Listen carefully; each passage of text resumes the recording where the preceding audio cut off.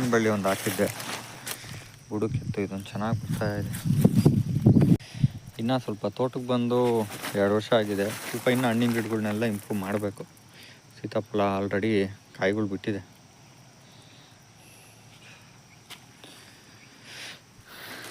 ಬೇರೆ ಬೇರೆ ಹಣ್ಣುಗಳನ್ನೆಲ್ಲ ಒಳಗೆ ಹಾಕಬೇಕು. ಈ ಮಳೆಗೆ ಹಾಕೋಣ ಅಂತ ಅಂದ್ಕೊಂಡಿದ್ದೀನಿ.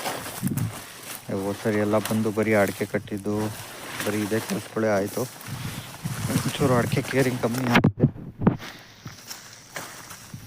ತೆಂಗಿನ ಮರದ ಮಧ್ಯೆ ಎಲ್ಲ ಅಡಿಕೆ ಕಟ್ಟಿರೋದು, ಆ ಹೊಲದಲ್ಲೆಲ್ಲ ಅಡಿಕೆ ಕಟ್ಟಿರೋದು ಎಲ್ಲ ಆಗಿದೆ ಒಂದು ರೇಂಜ್ಗೆ.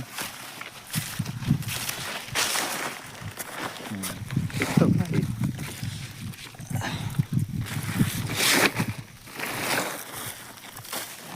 ಅಷ್ಟೇ,